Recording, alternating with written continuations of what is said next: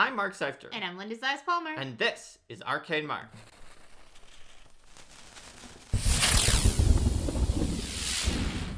Hey, everybody. Hi, welcome to Arcane Mark. Welcome to the show today, where we're going to talk about society and the PCs. That's multi-directional. It's society to the PCs to society. There's interactions that are going on both ways in your campaign. Now, some players might think that their character is an island unto themselves, but no one is actually an island. No one is completely uninfluenced by the world and society around them, and also has no influence on society and the world around them. I mean, yeah, you can have those players who are like, my character is an orphan and a loner. Who grew up in the woods and always goes to the woods after every mission and comes out of the woods only when the group is about to fight monsters, and then fights the monsters and then goes back to the woods. That is all. Yes. There is no society. But, yeah. But even in those cases, there's going to be the interactions that they're going to have these interactions when they go to towns, when they trade with people, when they are adventuring and things like that. And most people, even if they are following that trope, aren't following it that extremely, and will have connections to the values of the culture that they are a part of, whether they are, even if there's someone who's like, oh, well, I'm in an area where the culture is to be very, very much like collective and looking after each other, and I'm gonna go sit off in the woods by myself. It's like, okay, well, there's still the influence of that, and then the rejection of that, and then that would shape that PC's experience. So other than the edgy loner, which, yeah, exactly, rejecting and being an aversion to the society is a part of interacting with it in some ways. But the edgy loner is one possibility, but I contend that for the reason Linda said, that person actually is integrated into society in the sense that they've chosen that they dislike it, and there's probably a deeper meaning to that and more into it that can be explored. There is also the society-less drone character where they're like, well, with this ring of sustenance and magic to remove fatigue and exhaustion, I can work 22 hours a day to get more gold pieces. I do not do anything other than stay in my room and crafting magical items. I do not know what time it is. I sit in the windowless basement whenever there is not an adventure, and then I go on the adventure and I return to the windowless basement. Crafting items and making more money for me. And I have a ring of sustenance. I do not need to eat food, so I refuse to go to meals with anybody else because I have a ring of sustenance. I do not participate in holidays or activities. I do not socialize. Holidays or activities? Ha! GM, that's a trick to make me have not quite enough money for the item I need for the next adventure. I see what you're trying to do there. Clever, but not clever enough. That's actually maybe another type of PC that tries to be like the society-less PC. Yeah. But even that character is engaged in society in a certain way. After all, somebody has the money that they are making, or if they are keeping the items for themselves, the ingredients for the magic items, or some other piece of the process is connected to society. And people are going to, and when they do interact with other people, they're going to respond to that. And as a GM, it can be fun when the player is having the character engage in very, I don't know, things that are a little unrealistic for people, but more realistic for characters, perhaps, of I will sit in a windowless basement crafting items anytime that I'm not actively adventuring in order to maximize my XP and gold. People can be like, you okay over there?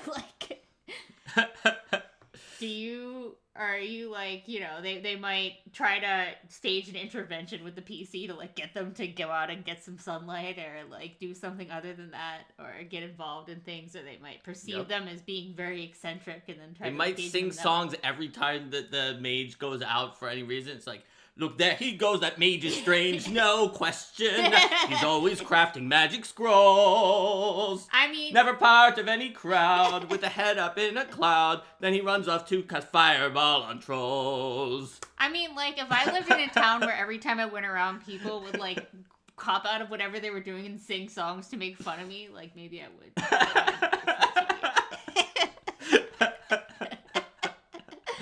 okay, most societies probably wouldn't sing Yes, about that's how correct. you're always crafting magic scrolls and casting fireball on trolls, but you know, the point is that they would have a reputation for that. Maybe people would be interested in trying to figure out what Yeah. this mage is Are they doing. gonna want to figure out what they're doing? Or are they gonna want to be like, hey, maybe they'll craft a magic item for me since they're an expert? And like, I mean, whole idea of like the reclusive sage or whatever that you see PCs are like, ah, yes, we must visit the reclusive sage for their knowledge. Can the PC then be the reclusive sage to some other group of hopeful adventurers who? Yeah, maybe those weaker adventurers or other NPCs think of this as like the sage on the mountain that you have to go through trials and tests before they're willing to give you their wisdom. It'd be like, how can we convince this mage in the basement to like answer our questions about magic? And they might try to like be like, I heard that the mage in the basement is obsessed with money and is therefore is always making magic items. What if we offer the mage a cool magic item formula that we found in a dungeon or something like that? Well, the mage taught to us. Yes. And it could be an interesting role-playing activity of like understand why the player is doing this. Obviously, this player that we're forging up here based on like actual play experiences, but not like a one particular person, just sort of a composite. Obviously, this player is incredibly greedy, and so therefore there could be ways to engage in society for money. Or you could have a wealthy noble who is like hiring the PC for 3 times the PC's normal rate to make a fancy version of a magic item for their daughter's debut into high society. That the daughter needs a really fancy sword so that she looks awesome. And but in exchange for the triple price, the noble says the mage has to come out of the basement and like engage be like in their manor building it so that they can show off and have their friends go around and like, look, see, I have this famous mage building this here. And you can see him right there, and he has to maybe get dressed up. The mage has to get dressed up well enough in certain ways, but it's like, but you get triple the money. Yes, and then the player, and the mage is like, make it will 4 times the money. This is too much of a drag. So there's always ways to engage even these extreme characters into society by understanding what they want, because like the point of like in general, society is about people coming together because each person has certain things that they bring to the table, and together they can do everything that is necessary. In a role-playing game, in a tabletop role-playing game, society also exists to be a way for the GM to sort of engage with players in a way other than just the adversaries that are attacking them in the dungeon, and to let them know like rumors, hints, see how people are reacting to them and their exploits, see what's going on in like a broader socio-political sense, if that's what kind of game you want to run. There's lots of things that society can do. So once you have the player hooked in, they take the 4 times, or maybe they even negotiate up to 5 times. Now that player has a noble, their character has a noble patron, sort of, that they are working for, and other kinds of plots and societal things can come in, like one of the rivals of that noble could cause an issue. Given that it's their item and that they got paid 5 times as much for and got really pumped up to everyone else, like maybe they'll have some investment in the noble's daughter not being like having the item screwed over by someone who tries to hex the item to make it look bad during the debut. Or maybe they'll try to convince like their fighter friend to like, who's a higher level fighter, to give her some sword training so that she can be awesome for the performance during the debut. It'd be like, someone tried to hex my item that I crafted.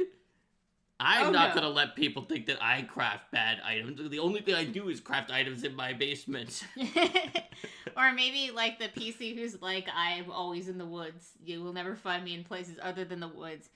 Is because they're out in the woods is the first to notice something going wrong in the woods. And then they like, it's not something that they can solve all on their own. And so then the question is, who do they engage with to get help for that? And then, because then you can allow the fact that the character acts in this way to be something that's valued.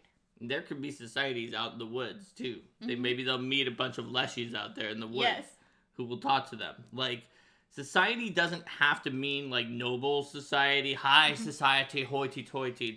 Or even human society. Yes, for there's sure, all sorts of forms of society in especially in a tabletop role-playing game. What about the Fae in the woods? What is that society like? So we started off by pointing out some extreme examples of people who tried to avoid associating with society. But most characters will not be like that. They probably, for a lot of players, especially when they're starting off, they're not like as deeply into the weeds on the details of your campaign setting enough that they actually leap into society, like diving off the deep end of the diving board, but they also wouldn't have a problem with being connected to it in some way. In this regard, it's often easiest to like make some suggestions or some comments and be like, oh, so your character is your character is an Aruxi who is in this area. Well, in my setting, there's like a really famous group of powerful Aruxi mercenaries who are highly respected in this area. Maybe your family are mercenaries in that mercenary group. Or like you can make ideas like that for players whose characters have a not quite fleshed out backstory. They just knew they wanted to play an Aruxi, and your campaign is set in this area of your setting. Or if they know, that they want to play a character who was formerly a mercenary, then you can suggest, like, what would be a good mercenary group to be a part of. Figuring out, like, some basics on, like, their family and friends, organizations that they're part of or that they may wish to join, and organizations that may have a beef with them or develop a beef with them later on, is really useful for helping with that initial stuff. And things like, backgrounds, making custom backgrounds for your campaign, or using backgrounds with a pre-published campaign that'll give them some hook of like, oh, you have this connection to this person or this organization. That's right. It's really useful. Backgrounds in 5e have one step where you roll on a random table for a connection to something. And obviously those tables only have a few options on them, and sometimes none of them really makes any sense. But it is interesting to think about the idea of when you're creating a character, or when you're the GM, encouraging your players to, when they create a character, have some kind of connection. And those connections aren't always a person. There's sometimes just something else that would cause them to connect to the world in certain ways. Yeah. And what they care about or what they want to achieve, and how other people in groups in that setting might interact with that. Exactly. So see if you can get people to even start out with some reason to be engaging in the wider society. So if you have that player who wants to make the mage who crafts things in the basement, maybe then talk to them about whether they'd like to have a like one piece of a legendary item formula that it's like, would you like to have this? It's a very powerful magic item. It's much too high level for now, but you would have a piece of the formula, and then they would be like, well, I want to have the other pieces of the formula too. And then suddenly there's something interesting that you can hook people in. Or perhaps they have an apprentice who's come sometimes to study underneath them. Yep. And what can they learn from that person? Exactly. Or they have someone else who they're studying with, or they have an old friend who they exchange letters with, or their master who taught them how to craft magic items back in the day. There's all sorts of possibilities for some smaller case interactions.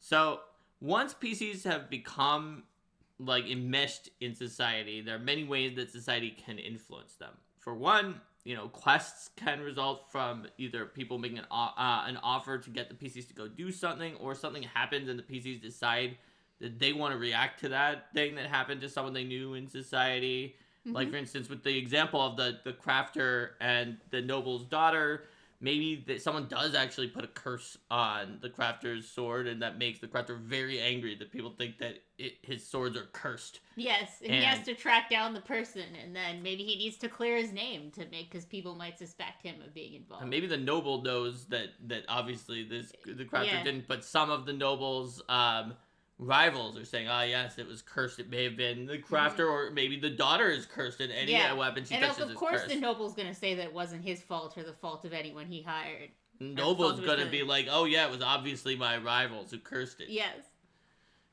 And so maybe in the end it turns out that the noble who hired the crafter actually cursed it to take down one of their rivals by framing them, but that's probably not a great plan in this case because then you've lost this contact that the only staying in his basement wizard would have otherwise been able to go to again. You'd better to have that be someone that that the crafter can be a part of uncovering and defeating, and then that's part of the crafter's story. And there might still be some people around who are like, yeah, aren't you the one who cursed the item? But then most people are like, no, that was this whole thing. Didn't you hear? He uncovered this secret thief ring that was trying to take him down because his magic items were too good and they were flooding his magic items have flooded the market and thrown off the entire economy of magic items. Yes.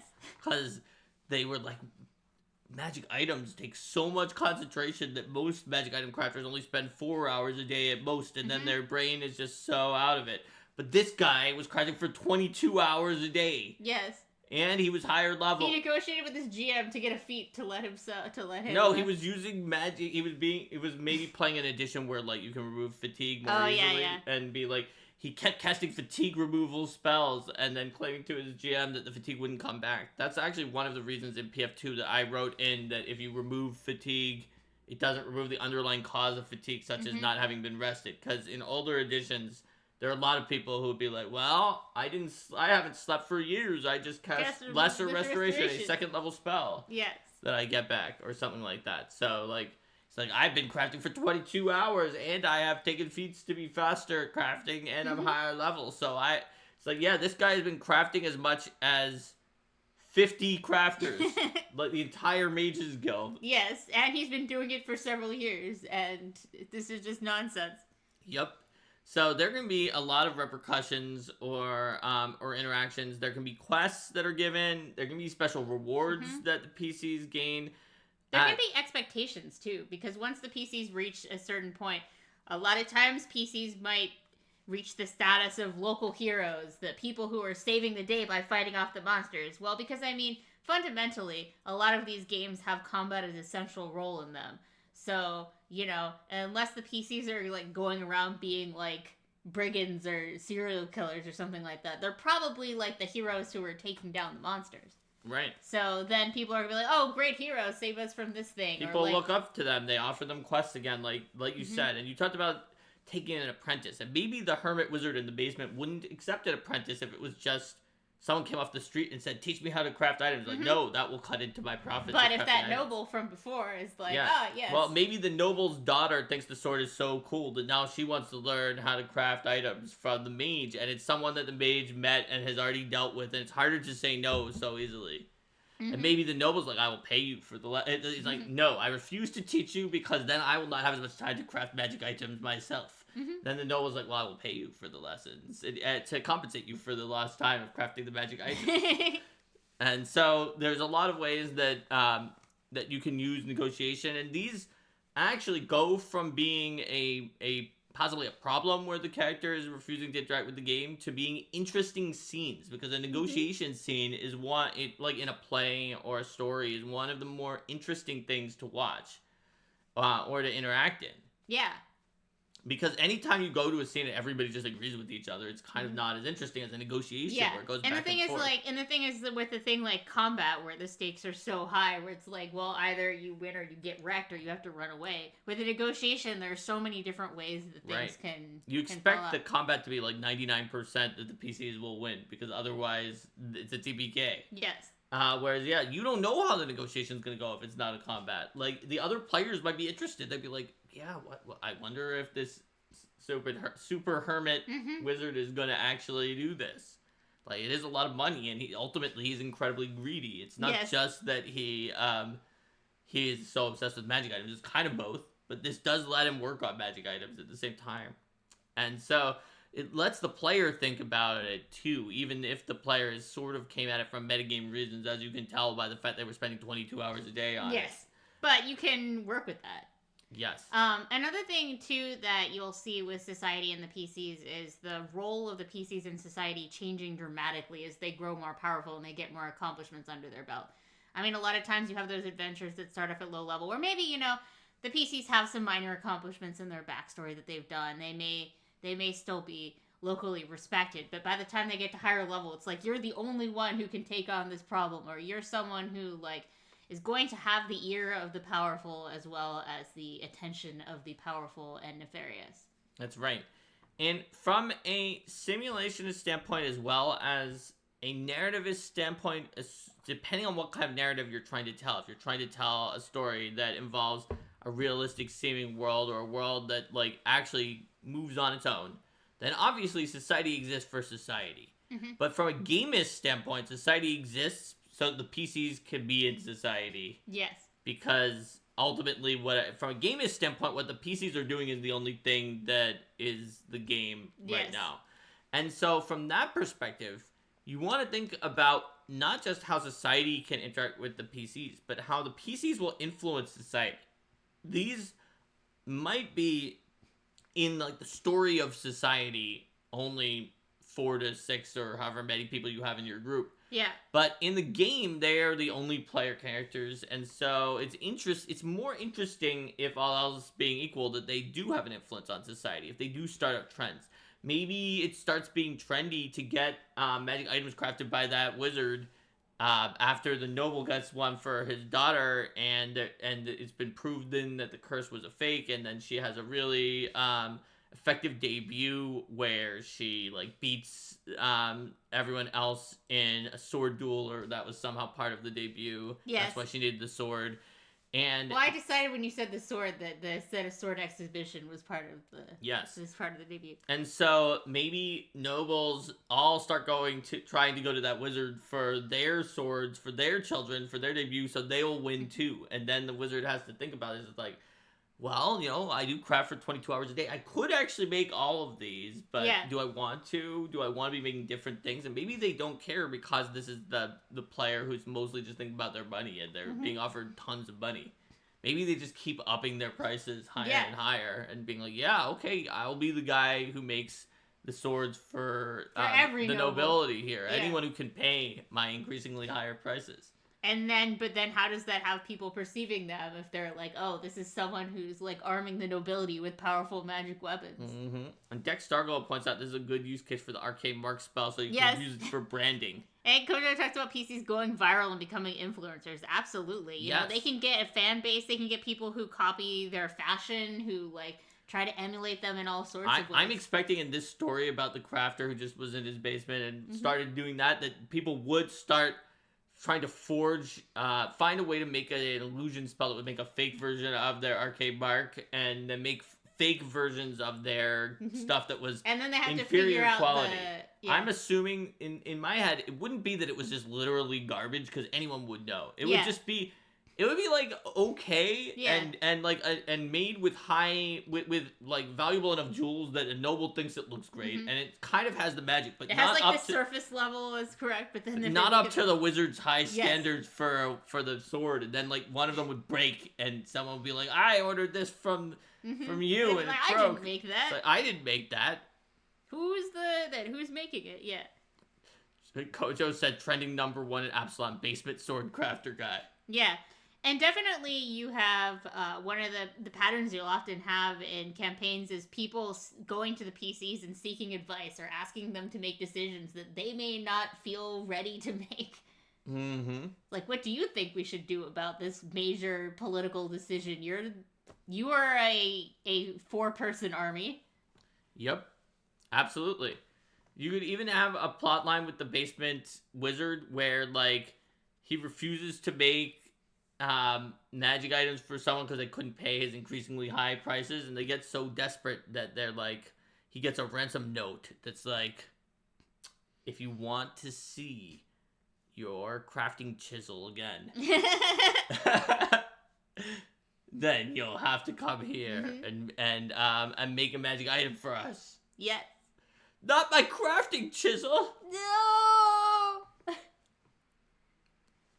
It's like in parentheses, we were considering kidnapping one of your adventuring comrades, but according to our divinations, you don't care about that. Oh, basement sword crafter guy. So, like, we made this case study of this basement swordcrafter guy who was like vaguely based on like the least social and most like sort of metagames aspects of players that I've ever encountered in real life, sort of combined into one. Together, it's like, but we've created this vibrant tapestry of things that you can connect.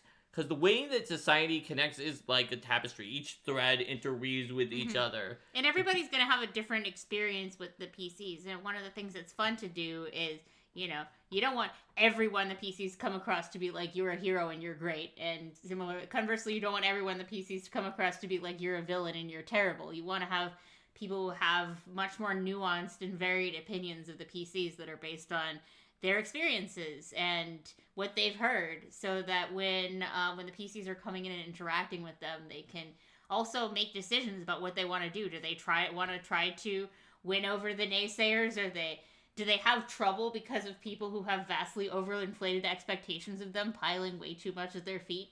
Who do they want to try to change anyone's opinions or use these things to their advantage in some way? Who do they want to make friends with? That's right. Also, keep in mind, you have the whole party. This gives you a lot of leeway to get information in different places. So, Basement Swordcrafter probably is only going to find out things when people, like, go and try to bother Basement Swordcrafter. But other PCs might find something else out. Like, maybe the fighter is trying to make, like, a martial arts school to teach her style of, like, beating the crap out of people. And is looking over places, and the real estate agent is like, oh yeah, we've also got like these 30 towers that are really good. And the fighter's like, I don't want a tower. Why are there these towers for so cheap?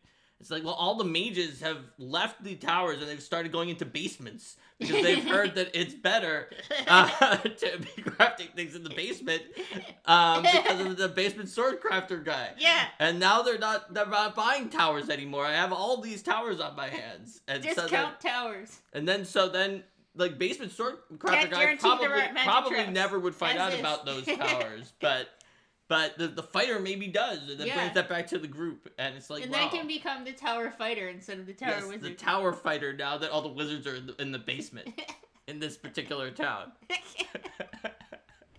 30 towers. What kind of town is this? It had 30 tower wizards. It had 30 tower wizards, but now they're all in the basement because it's so popular to craft things in the basement thanks to the basement wizard, who was... Remember, there's at least 50 crafting mages because this guy is crafting as much as the 50 crafting mages. So you're making more basements at this point. What kind of things are you unearthing when you're digging down into the ground? That was where I was going to go to next. It was like, now that people have been trying to get their real estate to be more sort of like, you know, more attractive to wizards who are pretty rich, crafting wizards, they've been building extra basements that were not there before, and somebody dug something bad up or opened up a way to a new dungeon. Did they unearth the Undercity when they were creating those new basements? Yep. They might have. And then now something is coming up there that was dug out because they were trying to sell the real estate to these wizards who are now trying to live in the basement because of the way that basement swordcrafter wizards Or maybe, you know, it didn't happen instantly when they did that, but when magic was infused in those areas. Or then you have these abandoned towers, and what's going on in those? Are they going haywire? Mm-hmm. Because maybe the wizards forgot about some of the things that they left in the tower. Well, I guess part of what I'm going to this is that when there are changes that happen and it's clear to the PCs and the players, like, this change happened because of something that you did, then if it's like a positive change, that they can be like, oh, yay, that's cool, I made a difference. And if it's a negative change, they can be like, oh, that was our fault, wasn't it? Maybe we should do something about that. Or if it's a change where it's like a domino effect made something happen, like the dungeon coming out, it's like, it's not really Basement Swordcrafter's fault that Swordcrafter became popular in the basement, therefore mages moved to the basement, therefore people dug out new basements, therefore... Yeah, it's not really, but it could still be like, oh, this is a thing that happened because of what I did. Yep. And so that can still be cool. More like the positive ones in that way, I suppose. It might not be that they feel obligated to do the task, but it feels somehow more connected in the plotline than just randomly the dungeon being there. It's like, oh yeah, this all happened. I see the logical chain of what led to this. Now maybe I'm just going to stay in my basement and keep crafting. And it's not going to affect me. But then the dungeon, because of all of the digging underground, the dungeon opens up a hole into their basement. It's like, now it affected me! Yes. Or before then, you know, maybe the person who had the dungeon open up in their basement reached out to Basement Swordcrafter's party because she's such a huge fan of Basement Swordcrafter. Yep. And see, if Basement Swordcrafter said no at that point, and then it opened up, like that is my fault for saying no. I said no, and I did not handle the issue. And not handling it, and then it opened up in my basement. So these are all ways that, like, being a part of a society, even if you're very, very separated from it, can cause you to become interconnected, and it's like a butterfly effect. Just one little thing can lead to more. So I would say even if your group feels like they just are just detached and out of it, first of all, make some offers and pitches and ideas during their character creation. Often players are pretty open to it, and they're not actually Basement Sword Crafter guy. They just don't know enough about the world to have made all of those hooks on their own. Or they might have a vague idea that you can help them fill in. Yeah, like, and if following those kinds of hooks and building those kind of connections gives the kinds of rewards that the players are interested in, whether that is, you know, golden experience points, or their character having renown in some way, or just having funny moments. Yeah, like I had one player who was like, I want to be a character who's a noble but hates the nobility and hates his family.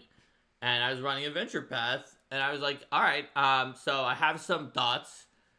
Your family name can be insert name here, which is in the Adventure Path. And if you're good with that, then I'm going to give you some other details about what was going on with, like, your parents who were part of a branch, and then the main branch, and some other things. And he was like, yeah, that all seems to make sense, because he was a wizard, and it was a family of wizards that is, like, highly tied into the Adventure Path. And it all worked out, and it caused that player to be really connected to both the society of the country they were in and the entire Adventure Path. And so many players are receptive to it right away if you do it during Session 0. We always talk about social contracts in Session 0, enough that it may be mimetic at this point, but Session 0 can really help. Even if you can't in Session 0. I mean, our Session 0s tend to be so expansive that they're often like Session 0 and Session, like, multiple Session 0s. Session -1 and Session 0. Indeed. But even if you can't get someone to hook in during their character creation, there are always going to be ways moving forward. The key is, as we saw in this extended example with Basement Sword Crafter guy, figure out what they want. Because here's the thing. Even if your player seems like they're not connected at all to society, there's something that they want and that their character wants, or they wouldn't be here if they literally don't want anything. Like, I've seen people who really try to detach from society and they play, but I've never seen someone who is like, my character is a monk, and I am... I'm a monk, and I'm completely beyond need or desire of anything. I do not want anything. I will sit and meditate at all times. Yeah. Well, in the same way that, you know, as you start off with the campaign, you make sure that that the GM, that each player has some reason for their character to go on the adventure. You know, figuring out what... That can be a great place to start for figuring out what motivates them. Yeah, absolutely. Once you know at all what motivates the player and their character, then that's sort of a way that they can become connected to society using that motivation as a tool. Because once someone is connected to society, you can get all sorts of benefits out of that connection that can help tell ongoing stories. And figuring out what those central motivations are early on. Why are they getting involved in the story? Is it like a desire for excitement? Is it obligation? Or do they want to get rich? Do they just kind of get roped into this by being in that position, and now they like do want to get back home to have a peaceful cup of tea, but they can't really rest while this kind of thing is going on? Yep, absolutely. Connections to others can always bring in the reluctant, sighing character. Some people want to play that as well. It's different than the ones who legitimately don't want to be in society that much and are just hyper-focused on power in-game.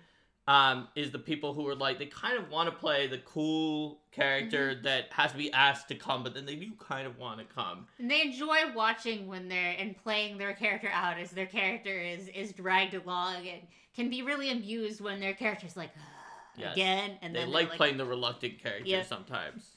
Yeah.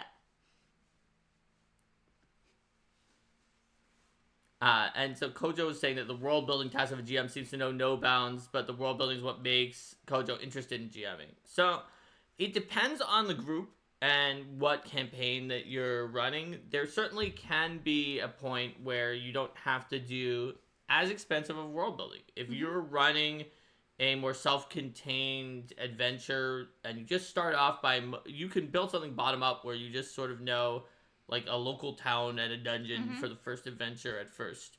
But even then, you may want to think about how to hook people in, because hooking in the players to the society around them can help. Just, it has many positive effects towards hooking into future adventures and to knowing what they are going to do in the future. Yeah. And in the same way that you can build things starting from a town, you may also consider you haven't built out this entire everything that's around them, but maybe it's some other smaller connection, like a friend that you've decided that their PC has a friend who's asked them for help with this particular thing, and then from there you can move on to larger motivations.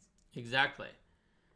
So just remember that players often think it's cool to see the way that their characters interact with society. So like that fighter who she was making the fighting school, fighting techniques, maybe lots of people, young people, either go to that school or start emulating the fighter's sort of signature style of fighting, because they're like, this awesome fighter who's always winning in these adventures fights with this particular unusual weapon style, and now we're gonna fight with that weapon style. Beyond, killing the monsters and taking their loot, getting XP and gold, what is the way that they transform the world? The fact that, how does what the PCs do matter? Exactly.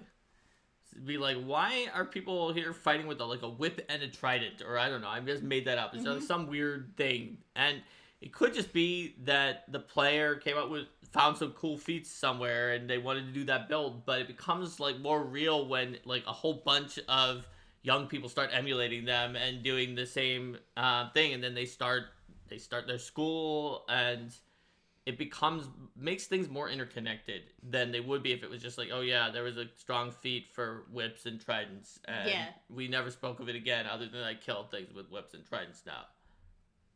So it's kind of a truism that you learn about writing, and also that's for writing scripts for plays and movies and things like that, that you want to show, don't tell.